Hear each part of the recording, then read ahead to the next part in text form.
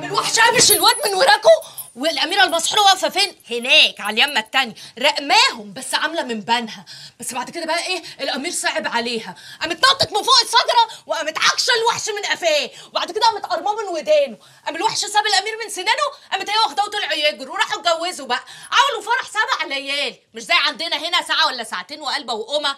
بس يا ستي، وتوته توته فرغت الحدوته، حلوه ولا ملتوته؟ ملتوته وتعرف وكل حاجه. يوب اما انتوا ليه قلبه صحيح؟ طب انزلي من على وداني بقى، خلينا اشوف النصيب اللي انا فيه. يا فين ست زفته جولي دي كمان؟ ايوه خال، بقول لك ايه، دلوقتي المدعوه اللي انت رميتها لي دي، ايوه ست زفته هانم، خرجت من الصبح ما اعرفش عنها حاجه، وعماله بحاول اوصل لها ومش عارفه اكلمها، اتصلت بيها لغايه دلوقتي يجي 15 مره، عماله تكلسني وفي الاخر اداني غير متاح. لا ما انا بقول لك ليه، عشان ابقى خليت مسؤوليتي، ما انا اصلي ما خلفتهاش ونسيتها عشان ابقى متوجهش عليها كده. ماشي يا خال، خليك وراها وانا وراها، واللي فينا يوصل ليكلم التاني. سلام.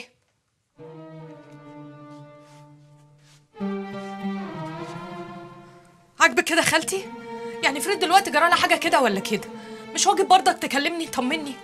الحكايه ناقصه وجع قلب. معلش يا حبيبتي، ما تخافيش، اللي ربنا معاه مش هيجرى له حاجه ابدا. انا مش هقبض عليك، بس انت لازم تسلمي نفسك ودلوقتي حالا، لان ده هيكون مفيد ليكي جدا في القضيه، وانا بقولها لك تاني اهو، انا لسه بحبك، هفضل جنبك لغايه ما تاخدي البراءه، واول ما تطلعي هتجوزك. انت ليه مش عايز تفهمني؟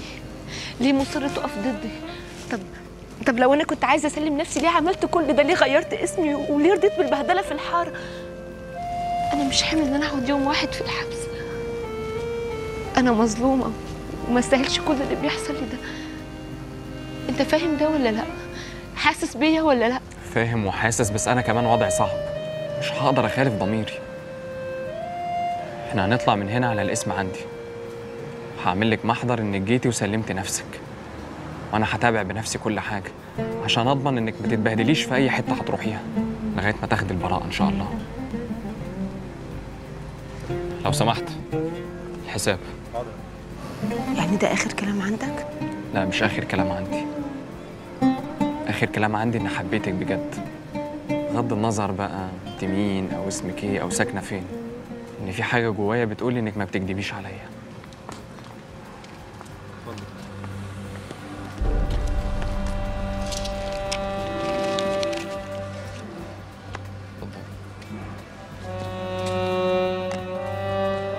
يلا بينا.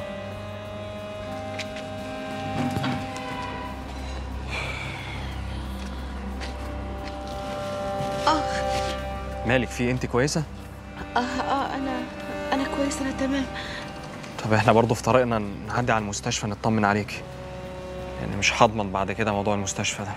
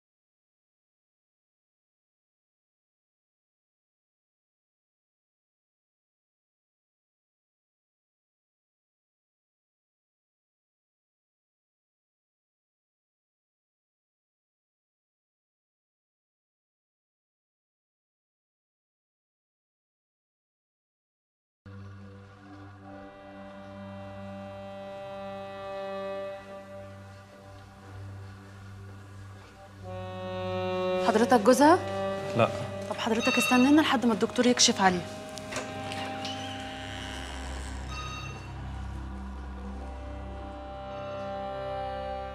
ها نجم، قول لي بقى، تحب تشتغل معانا يوماتي ولا تجيلنا يومين 3 في الاسبوع؟ يوماتي؟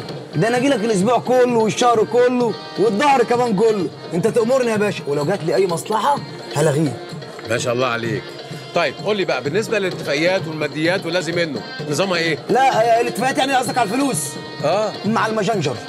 اسم الله عليك. ربنا يخليك. الماجنجر دي الحاجه يعني بتاعتي. الحاجه؟ ايوه الحاجه ماجنجر، امي هي اللي هتمسك كل حاجه، وكل اقول لك حاجه، هي اللي موضبه البدله دي، ودي الماجنجر يعني قلبي وروحي، ودي اللي تتفق معاها في اي ماديات. اما انت بقى يا ناني طلعتي ايه؟ اكتشاف. وسوكا كان ايه؟ مدلعك على الاخر ولايق عليكي جدا، بسم الله ما شاء الله من الاخر كده، انت دويتوا اخر حاجه واخر حلاوه. يا اخويا الهي يكبر بخاطرك انت وسوكا، هو في ناس جدعان كده؟ انا شكلي بنت حلال وربنا هيعوض. طبعا والله انت بنت حلال واجدع بنت قابلتها في حياتي، من الاخر كده قلبك ابيض، وبعون الله بعون الله هتبقي نجم بيت مصر كلها. والله بقول لكم ايه، اتكل انا على الله بقى عشان امي ما بتعرفش تنام الا لما بروح. تمروا باي حاجه؟ سلام يا سوكا. تمر بحاجه ست الكل، نجمه مصر ان شاء الله. ان شاء الله. تمر بحاجه، امر انا اخوات. ربنا يخليك يا حبيبي. سلام على الحاجه. معاك فلوس تروح؟ معايا يا حبيبي. ماشي، سلام عليكم. الله اكبر عليكي، ايه الحلاوه دي؟ ايه الجمال ده؟ كنت مستخبيه عننا فين يا قمر؟ مع سلومه الجزار يا مدير. سلومه مين؟ لا ده حوار طويل بقى قوي يطول شرحه، هبقى احكيهولك بعدين يا مدير. لا مدير مين بقى؟ مدير مين يا عسل؟ ده ابن الاداره كلها. على فكره تقدري تندهي لي هنا تقولي لي يا عزوز، ويا ريت يبقى احسن لو قلت لي يا زيزو يا زيزو. ماشي يا زيزو. الحقنه دي هتظبط الضغط، وهنعمل شويه تحاليل كده علشان نطمن، بس لازم تاكلي حاجه ونامي شويه. متشكره قوي يا دكتور، شكرا. العفو.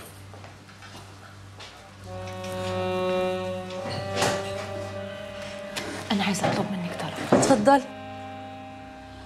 شايفه الراجل اللي بره ده خطيبي، انا معاه هنا من ورا اهلي، بقاله 3 ساعات عمال يضرب فيا في العربيه تحت. يا نهار ابيض. اسمعيني، انا عايزاكي تخرجيني من هنا باي شكل من غير ما ياخد باله. عايزه اروح لاهلي، عايزاهم يعملوا محضر عشان يخلصوني منه. بس هتخرجي من وراه ازاي؟ انا هقول لك، استني. خدي دول. لا والله ما اخد حاجه، احنا ولايا زي بعض. ربنا يخليكي. طب اسمعي، انا هقول لك ازاي.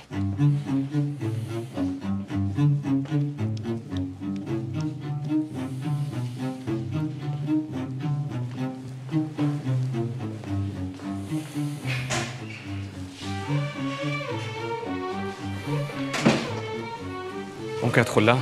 حضرتك دفعت؟ لا لسه. طيب هي هتفضل ساعه تحت الملاحظه، وبعدين هنعمل لها تحاليل. لازم حضرتك تدفع دلوقتي وتجيب لي الايصال بتاع الدفع. طب اطمن عليها الاول واحنا هنطير؟ اتفضل حضرتك اطمن عليها، انا اسفه دي تعليمات.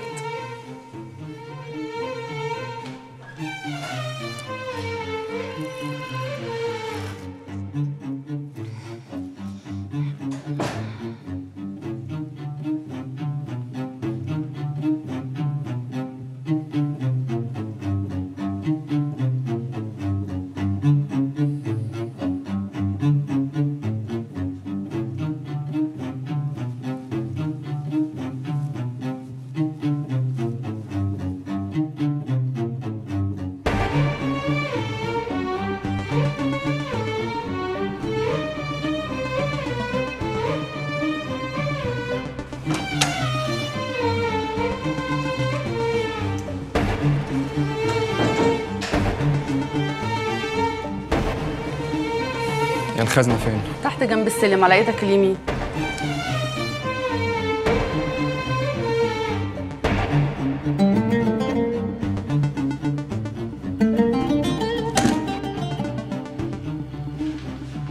يلا. هو مشي؟ ايوه يلا.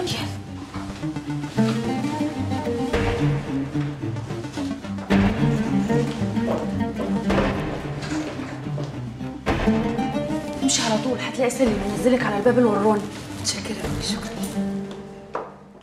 انا مش هقول لك زي ما قلت لسوكا وشوفوا وقتك وكده، لا انت بتاعت انا، وطالعه معايا السلم من اوله. سيبي لي نفسك كده خالص، انا بعون الله هخليكي نجمه مصر الاولى باذن واحد احد. بس ما تقطعيش. شوفي بقى، عايزك تسيبك من البنسيون اللي انت قاعده فيه ده. انا عايز ان شاء الله كده اخد لك شقه صغننه ومحندقه بفرشها ولوازمها، تبقى جنب المحل، تقعدي فيها وتبقي بتاعتي. نعم. تبقي بتاعت المحل يعني قصدي. طاعون، تعالى يا ابني وصل ستك ناني، وقف لها تاكسي ليموزين 5 راكب. وماله؟ اتفضلي يا عمر. ست ناني تؤمر واحنا ننفذ. جرى يا بت يا نوال؟ ايه العباره؟ بت يا نوال؟ انت هتمثلي بروح امك ولا نسيتي نفسك ولا ايه؟ انت ناسه مين اللي جايبك هنا؟ الله، جرى يا طاعون؟ انت اول مره يا اخويا تلغيني باللغه دي. وطي صوتك يا بت. عزوز المعفن عمال ينطق فيك لفوق لفوق لما دماغك هتخبط في السقف، واحنا بيخفز بينا الارض، وشويه ناني وشويه ست ناني. هي ايه؟ ايه؟ تكره لي الخير يا اخويا؟ لا يا ضنايا، ما اكرهش الخير لحد، بس احبه لنفسي قبل اي حد. انا جايبك هنا عشان تاكليني الشهد، تقومي تروحي مع عزوز والبس انا واكل على قفايا؟ انسي. عايز ايه دلوقتي يا طاعون؟ فيها لخ فيها يا نوال، ربع اللي داخلك بتاعي، والا ورحمه امي اللي موعى على شكلها، زي ما جبتك دنيا الليل والفلوس ارجعك تاني اسفل السافلين. ربعه. يلا يا ست ناني.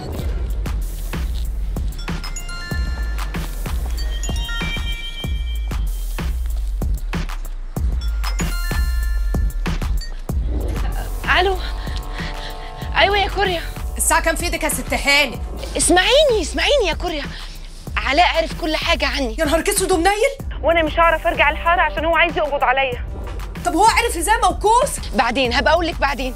انا دلوقتي في شارع اسمه شارع بيروت في مصر الجديده، مش عارفه اتصرف ازاي ولا عارفه اروح فين، وهو عمال يتصل بيا طول الوقت، فانا لازم اقفل الموبايل. طب بقول لك ايه، عارفه جامع مصطفى محمود؟ روحي اقفي هناك، اقفي قدام باب الجامع واقفلي تليفونك واستنيني هناك، انا هكلم خالي ونجيلك على طول ناخدك على اي حته.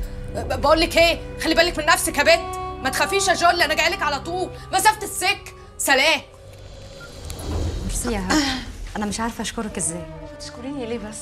دي حاجه انتصار زي امي. تسلمي يا بنتي، ربنا يكرمك دنيا واخره. بس ما تنسوش بقى مواعيد الغسيل بتاعتها علشان ما تتعبش تاني. لا خلاص، انا قاعده معاها على طول، وانا اللي هبقى متابعاها معاكي. انا هروح اشوف الدكتور كتب لك على خروج ولا لسه. عن اذنكم. اتفضلي يا حبيبتي. ازيك يا هاجر؟ ازيك يا ابراهيم؟ السلام عليكم. وعليكم السلام. ازيك يا حاجه؟ اهلا يا ابني. والله انا مزوغ من الشغل مخصوص عشان اجي اطمن على الست اللي دمي بيجري جواها دي. ويا ابني ربنا يكرمك، يقعدوا لك في ميزان حسناتك. يا سلام يا حاجه، ايه الدعوه الحلوه دي؟ على فكره يا ابراهيم، اللي انت عملته في ماما ده انا عمري ما هنساه. اصلك ما تعرفش غلاوتها عندي، ده انت كانك رديت فيا الروح. طب شكلها تعبان عايز ينام، ما تيجي نطلع بره ونتكلم. ايه ده يا كوري واخده فيش كده وراح على فين؟ ورده واحد جامعه الدول وجاي على طول. جامعه الدول العربيه في ايه؟ حوار كده يا سوكا برسيك فيه بعدين. بقول لك ما تفهميني دلوقتي يا كوري. يا سوكا قلت لك مش وقته. انت بجد انسان جدع يا ابراهيم، اللي انت عملته مع ماما ده مش ممكن اي حد تاني يعمله الا لو كان جواه بني ادم شهم زيك. انا اصلي بحب الناس قوي يا نجوان، بجد والله اهلي ربوني على كده. عارفه لو دي اخر نقطه دم عندي كنت اديتها للي محتاجها، ان شاء الله اموت. بعد الشر عنك. بس انت ما قلتليش، عرفت هايدي مروان منين؟ ابدا يا ستي، انا قاعد في امان الله لقيت ربنا رمى الموضوع ده في حجري، قلت يبقى اكيد له حكمه. ازاي؟ مش فاهم. انا هقول لك، انا فجاه لقيت كوريا اللي انا كنت خاطبها بتعرفني على بنت خالتها جمالات. كوريا؟ هو انت خطيبتك اسمها كوريا؟ اللي كانت لا مؤاخذه، لكن انا دلوقتي حر نفسي، لا حد ليه عندي ولا ليه عند حد. طيب وبعدين يا ست طلعت جمالات دي هي هايدي ابو طالب، وجايه تستخبى عند كوريا، وسمعت ان انت كنت شغاله معاها. اصل انا كنت سكرتيرة بتاعتها. بس خلاص الموضوع ده انتهى. لا حول الله يا رب، انتهى؟ كل الكلام ده انتهى؟ بس انت تلاقيكي برضو مأمنة نفسك ومحوشه لك قرشين من المرتب وكده، اكيد يعني. يا ريت.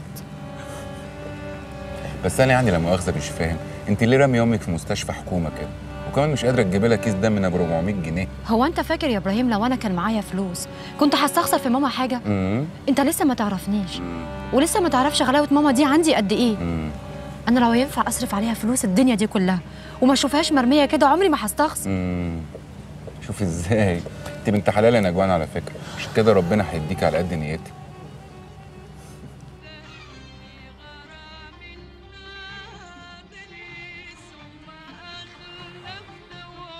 شكرا يا بلدينا. دي الهبل اللي ملاك جبل. قلت لك الظابط ده بعيدي عنه، قلت لك هيودينا في 60 داهيه، لكن ازاي؟ الهانم مشدوده وراه كده بالمغناطيس لغايه ما كفاها على وشها وهيجرنا كلنا وراها. بس هو قال لي انه بيحبني وانه هيقف جنبي، وقال لي كمان ان لو سلمت نفسي مش هيسيبني، بس انا اللي خفت وجريت. يا بنت يا بنت، حب ايه اللي بتتكلمي عنه ده؟ ده ظابط، عارفه يعني ايه ظابط؟ يعني ساعة الجد هو اول واحد هيحط في ايدك الكلبوش. خلاص في ايه؟ مالك؟ اسكتي شويه، مالك بتلعبيها كده ليه؟ احنا دلوقتي عايزين نشوف مطرح عشان نتويها فيه، الفاس وقعت في الراس خلاص. ايوه صح، نشوف لها مطرح جديد، واقول لك على حاجه، نشوف لنا احنا بقى ميكروباص يلمنا كلنا كده بربطه المعلم ويطلع بينا على السجن. ما هم بعد ما هنشوف لها مطرح هيجوا احنا يقولوا لنا ايه؟ يقولوا لنا كنتوا متسترين على واحده مجرمه. خلاص انا اسفه، انا عارفه ان انا عملت لكم مشاكل وجع دماغ، بس اعمل ايه؟ ايوه ادي اللي بناخده. انا اسفه، انا عملت لكم مشاكل، انا اروح اسلم نفسي، واحنا طبعا كروديات نميلين. لا ازاي؟ يلا نشوف لها مطرح جديد ونلبس احنا. بطلي بقى، بطلي بدل ما اقلب الترابيزه على دماغي، ما تولعي فيها بالمره احسن. طب 3 بالله العظيم ما انا جاي من هنا الا لما اطمن لك على مكان امين تنامي فيه. لا خلاص، انا مش عايزه اتعبكم معايا اكتر من كده، انا هكلم بابي ودينا وهم هيلاقوا لي حل.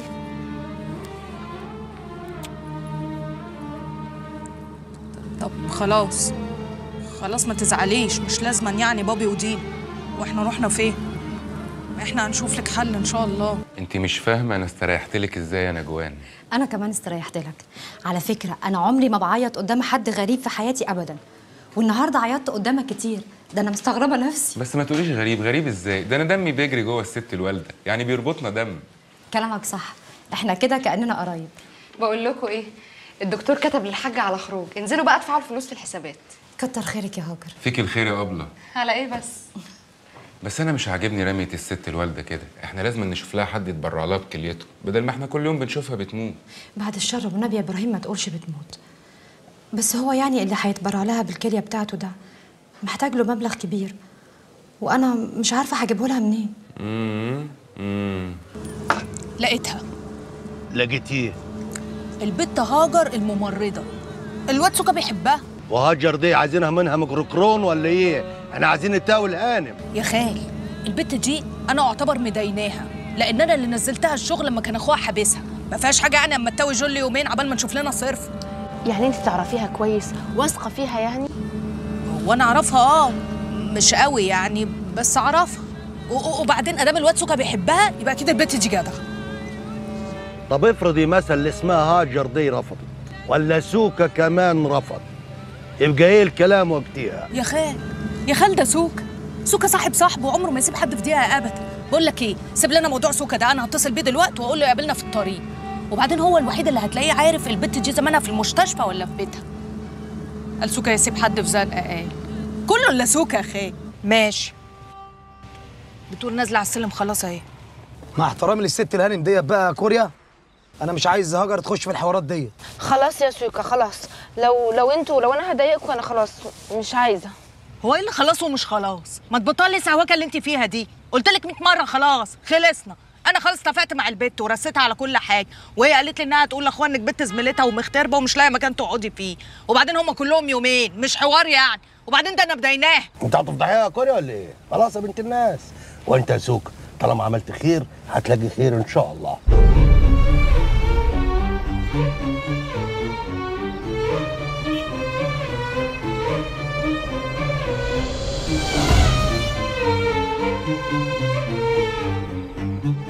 نجوان. ابراهيم القهوه يا دكتور نادر. ايه ده؟ انت اللي جايبه القهوه بنفسك يا رجاء؟ هو انا عندي اغلى ولا اعز منك؟ لا بس الكلام ده ليه معنى كبير قوي بقى. ايه هو بقى؟ معناه يا ستي ان رجوقه حبيبتي اختي الجميله سامحتني ومش زعلانه مني. يا حبيبي هو انا عندي اعز ولا اغلى منك؟ انت اخويا وحبيبي وكل حاجه ليا في الدنيا. يا نادر انت مش متخيل انا فرحانه قد ايه.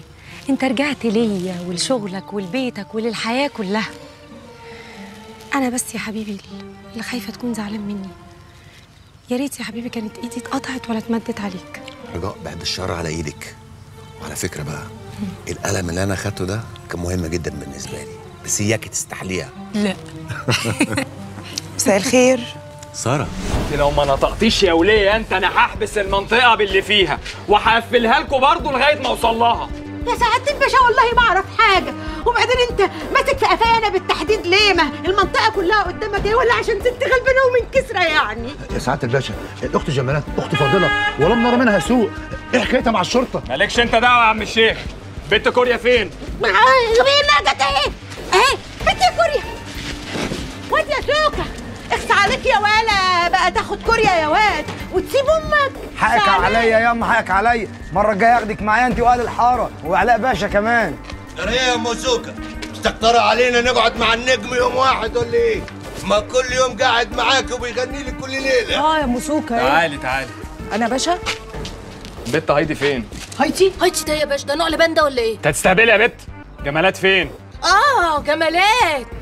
والنبي ما اعرف يا باشا، بكلمها من الساعه 8 كده وهي ما بتردش، ده انا حتى فكرتها خرجت معاك. ما هي ما كانتش بتتكلم مع حد الا سيادتك. لو ما كانتش معاك يعني تبقى فوق. مفيش حد فوق غير الست المجنونه اللي عماله تصوت دي. سدس سبتيها لوحديها؟ قلت لك ما تسيبهاش لوحديها، ممكن تحط ايديها في الغساله وتتكهرب. وانا اعمل ايه برضه يا خال؟ ما انا برضك لازم اخرج افك عن نفسي شويه، وانا يعني ايه كنت وليه ابراء؟ بت انت انا هوديكي في 60 داهيه، انت كنت متستره على واحده هربانه. نهار اسود، هربانه؟ والنبي ما اعرف يا باشا. انا كل اللي اعرفه انها بنت محترمه وبنت ناس، هي يكشه بس يعني متخانقه مع جوزها شويه، عشان كده احنا مكمرينها عندنا لحد ما يصطلحوا. ولو كنت يعني قايله في الحاره انها قريبتي ده عشان ما حدش يضايقها يعني وكده انت عارف. يبقى تيجي معايا الحبس بقى لغايه ما تفتكري هي فين وتجيبها لي من تحت الارض. طب صلي على النبي يا باشا، صلي على النبي بس كده. اسمع هقول بص بقى يا باشا، لو انت شايف ان انا متستره عليها يبقى احنا الاتنين بقى كنا متسترين مع بعض. ليه بقى؟ اظن الحاره كلها شاهده، ده انت كنت خارج داخل من عنديها ولا مؤاخذه في بينكم سر؟ هي كانت بتتكلم مع حد اللي معاك؟ لا ده انت تيجي معايا الحبس من دلوقتي. صلى على النبي يا باشا، صلى على النبي. كوريا ما تقصدش يعني، بتفضفض بكلمتين. امال في ايه؟ ما انت بقى يا اللي مستهبل لي فيها وعامل لي فيها عبيط. كوريا لو ما جيتش من نفسك كده وقلت لي هي فين انا هحبسكم كلكم وبخليها بقى تنفعك. انا مالي يا باشا، انا السواق وخلاص. اتلم بقى، اتلم على الطريق. لا اله الا الله. ولا يا سوكه ولا هي البت جمالات نصابه وحراميه وسوابق؟ انت هتوديني بدايه نعرف؟ ارفع ايديك فوق ياما، امشي قدامي، ارفع ايديك، امشي ولا امشي.